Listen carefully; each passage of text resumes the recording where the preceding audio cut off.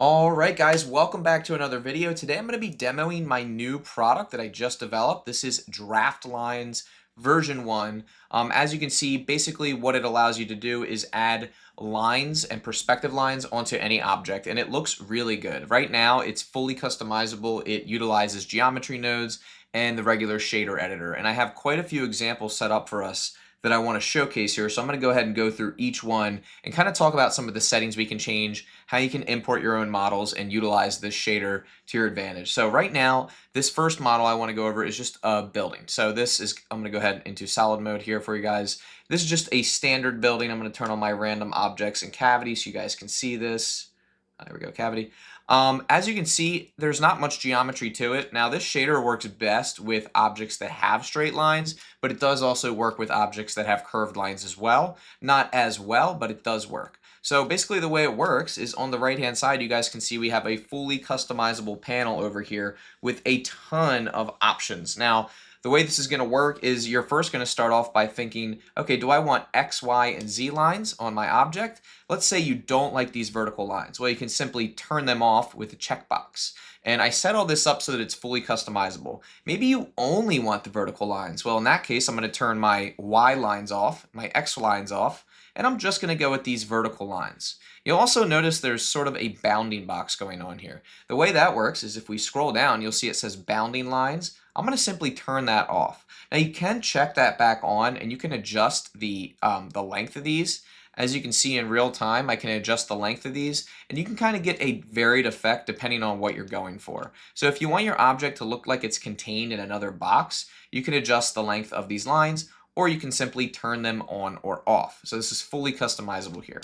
Now as we zoom in here, you'll notice that our object is kind of transparent as well. And this is another setting that I implemented into the shader. So on the right hand side, you'll see it says object opacity. Right now we're at 0.1. I'm going to go ahead and switch that to 1. So we have a completely opaque object here. And this looks really nice if this is the look that you're going for. I'm going to go ahead and turn all my lines back on here because I want to show you guys some more settings. Obviously we have our object color, and that's pretty straightforward. I'm going to go ahead and just change this to maybe like a dark purple color so you guys can see that this is easily customizable. Now, another cool thing about this is that you can actually add your own textures to your objects. So if you import an object that already has a texture on it, and I'll go ahead and show you this example here. Where is our example? Textured object. Here's a fully textured object, and you can see that our lines still work with this object. And if you wanted to, you could switch back and forth between the textured version and your own custom color. So you'll see right here on the right-hand side, we have a custom color checkbox. If I check that on, we're now back to our color that we assign. And if we check that off, we're now back to our textured object. So this does fully support textured objects. Now I'm going to go ahead and go back to our original object here. All right, so our original object is this purple building. A couple of other things that we can change here, excuse me. We can also add the color of the line. So the actual detail color right now is white. I'm going to go ahead and change this to a pink color, and you can see that it updates in real time. This does work in EVN cycles, so you can have a lot of full customization here with that. And as we scroll down, there's a lot of options. Right now, the line sketchiness is set to 1.9. I'm going to set that to 0 because I just want to have these solid straight lines. But if you want to add more of a sketchy look, you can do that. You can also adjust the line density right here with this value, and this basically just adjusts the amount of lines that you have. There's also a detail level right below that. It does something quite similar, but it adds more complexity to your geometry. So if you're looking for something to look even more complex and show off the geometry of that object, that would be a good option to choose. Next up, we have opacity. This is simply the opacity of these detailed lines. I like to keep it kind of low. If you're looking for something that kind of blends in with your object, you can keep that lower. If you're looking for this to be very pronounced, you can of course raise that up. And of course, if you want, you can set your object opacity to 0, and now you have no object. But not a lot of people are going to want to do that, so I'll set it to something like 0.5 for right now, and I'll lower the opacity of these lines back down just a little bit. And you can see that as this updates in our viewport, this looks really good, and I'm really happy with the way this is turning out so far. Now, line length, that is quite obvious. If we zoom out here, I'm going to go ahead and adjust the line length, and that'll adjust the length of the lines. Now, what's really cool about this is if you want to, you can turn off your Z lines, and you can just have this nice crosshatched view of the X and Y axes. So there's a lot of cool customization that you can take advantage of here. Next up, we have our thickness. Now, this is just the thickness of those lines. Right now, we're set to a pretty thin thickness.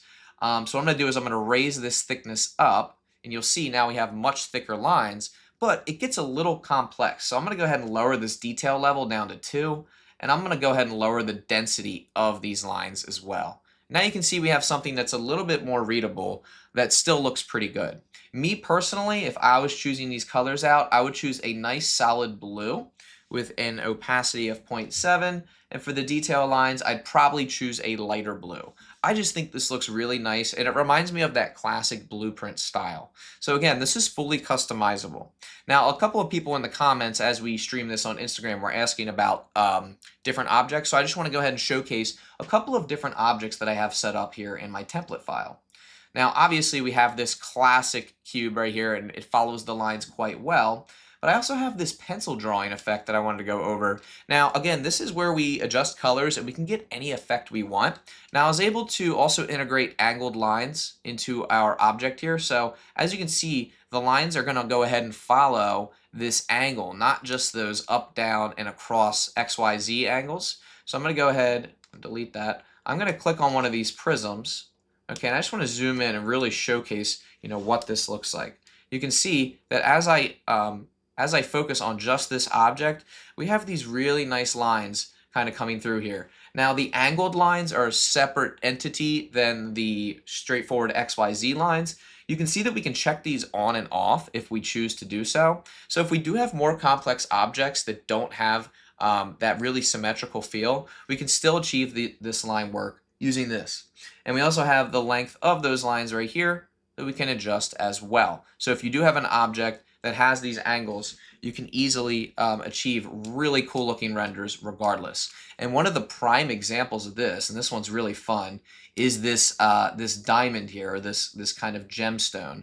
So as we zoom in, you can see that the complexity of these angles is still captured with this geometry nodes shader combination. And there's a lot of little facets and angles that come with this gemstone, but you can see how we can easily represent those angles with our shader. And I just want to show you, when we go into our geometry node settings on the right, all I have to do is, if I don't want those angled lines anymore, I can simply check them off. And I can add back the lines that I do want. We have our X, Y, and Z lines. They're very faint, but I personally like the way this looks with all of those angled lines. And don't forget, you can, of course, change the length of those lines. You can see that as I change this length, they kind of extrude out from those edges. And if you're looking for a more stylized look, you can achieve that. One thing to keep in mind as you build your shader with this template, you can animate these different factors. So if you want, right, you can start with a very low opacity for your object. In this case, I'll just choose custom color. You can start with a 0 opacity, and you can slowly raise that opacity up as your object is being drawn. So if you use your keyframes right, you can use your angle length here to draw your object, and then once your object is drawn, you can raise the opacity of that object. So there's a lot of cool things that we can consider here. Now right now I'm using a custom shader for this glass, so if you go to our material slot, you'll see I just have a glass BSDF that's running this object right here. And if I want to override that with my custom color, I can do so very easily. So there is a lot of interesting things that we can do with this. Let's go ahead and go over some more examples. This is one of my favorite examples here. This is our city example. Now, this city I downloaded off of CG Trader. It's a free model. You guys can get this too. And I just applied my shader to it. And you can notice how cool this effect can really get. You can get this really stylized, artistic feel to a city or a landscape, anything you want really, that has these nice straight lines. And you can easily modify all of this. So if I want to, I can simply go into my detail colored lines. I can make these pink, and I can have a completely different feel for my render depending on what I'm looking for. All right, let's go ahead and go over a more organic shape. Okay, so we have this hand model here. Now, I did go ahead and apply a remesh modifier to this, and the reason I did that is because I was kind of looking for that pixelated look, and that's kind of what we have here, but it does work on curved objects as well. Quick question not relevant to the shader. Okay, we will eventually go ahead and go over that question. Let's go over a few more examples for this shader just because we are recording a YouTube tutorial here. All right, let's go ahead and snap to the camera for our text. Now, as you can see, this is a really cool example here. This is a really prominent example of how these different settings kind of come into play here. And what's great is you can duplicate this geometry node setup and have custom colors for each object. So right now we have text that I extruded. I then converted it to a mesh. So as you can see, this is just a mesh at its core. But we also have this wireframe option. You can see that's enabled right here. So I can go ahead and change my wireframe color to anything that I want to here, whatever I see best fit. I like yellow, so I'll keep it at that. I can also adjust this thickness of the wireframe. So if I want it to be really, really thin, I can easily achieve that in this manner here. And what's really cool is I can still go back and turn off my specific axes. So if I don't want X and Y to be showing, I can just show my Z axis. If I just want Y to show, I can do that as well. I prefer all three on because I feel like it helps me get a better perspective, and yes, that is pun intended, a better perspective about what our object would look like with these architectural draft lines. And that's why I called this draft lines. I thought it was a very fitting name for this. All right, let's go ahead and go to our Legos. Where's our Legos at? All right, these ones are cool. Now, a lot of you guys asked about rounded objects, and I want to go ahead and show you what happens with these rounded objects. You can see that our Lego pieces, which I designed in Blender, just with some cylinders and cubes, you can see they have these cylinders on top, and basically the way this shader kind of interprets line work is it will basically extrude a line off of each edge, more or less. So you can see that these cylinders are represented as they are here with these straight vertical lines. And if I go ahead and turn off those vertical lines, you'll notice that they're still represented horizontally and the other way with X and Y. And you can kind of see how that works right here. You can still get a really nice effect, of course. Can you adjust the settings to only start at the line of the edge of the object? I'm curious if you can make the shader go through the geometry. That is something that I plan on doing eventually. There's a lot of features that I will be adding to this that I just didn't get to this time around. Let me go ahead and just see what else I have to show you guys here, because there's a lot of different variants of this house. Okay, this is a cool one here. Let's go over this voxel house. Again, this kind of goes back to if you have a color scheme that you want to follow, you can do that. And this voxel house is a really good example kind of how this shader works. You can see that we have our bounding box on, but if I want to turn that off, I can easily turn that off as well.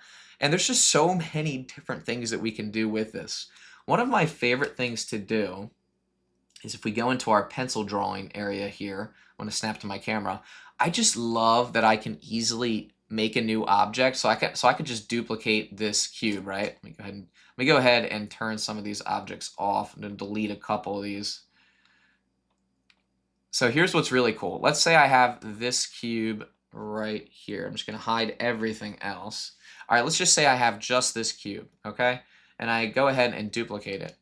What's cool is not only does the shader carry right over, but if I hop into edit mode here, okay, watch this. If I hop into edit mode and I turn my overlays back on, let's say I subdivide this top right here. Look at how everything updates in real time. And what's cool is if you want to, you can do this in the rendered view and you get an even more interesting feel for this. Let me go ahead and lower the thickness of these lines so you can really get a sense of what this looks like. And I'm going to go ahead and also change the color so they're a little bit more faded. There we go. It's a kind of a light blue color. But look at this. I can subdivide this top face. I can extrude up. And look at how those lines follow.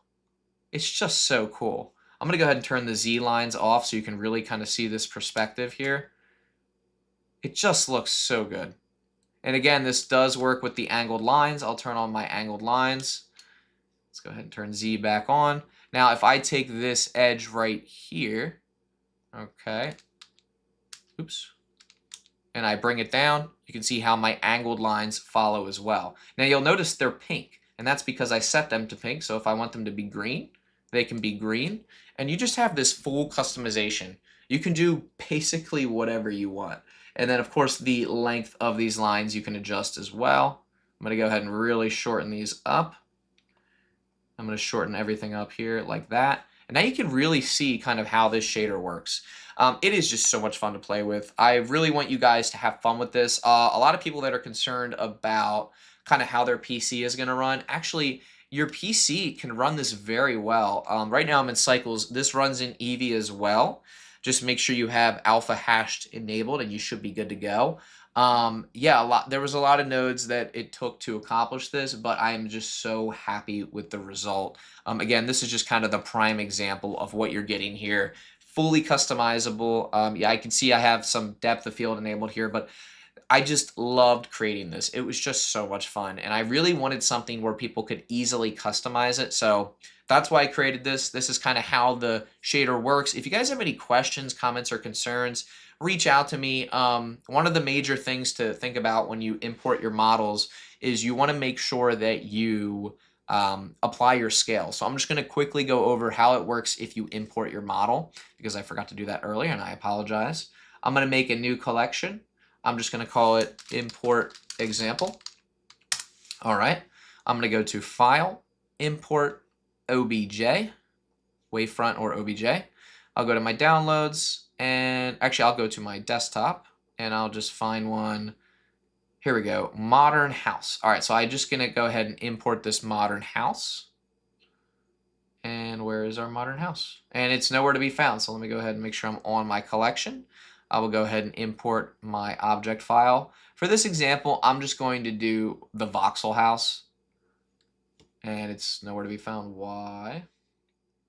For some reason, my models don't want to import. Let me see if I can click and drag from my desktop. Apartment building. Here we go. Oh, here we go. Okay, this is going to work. Okay, there we go. Apartment building. So a good example right here is this apartment building. Select objects, bring them up. So this apartment building right here, we could apply the shader to. Now this is actually quite a complex thing to be applying this shader to, but I'm going to go ahead and right click and join all these together. Let's go ahead and take a look at this geometry. It's not too bad, but this will still work. This is going to be a little bit of a slower example, but this will still work. So all you have to do is make sure you have your object selected. I'm going to go to add modifiers, geometry nodes, and then I'm just going to select this drop down and select draft lines V1. And you'll see that right away we kind of have this craziness going on here. Again, this is why we apply the scale, and this is also why we adjust certain settings. Right now our detail level is at 3.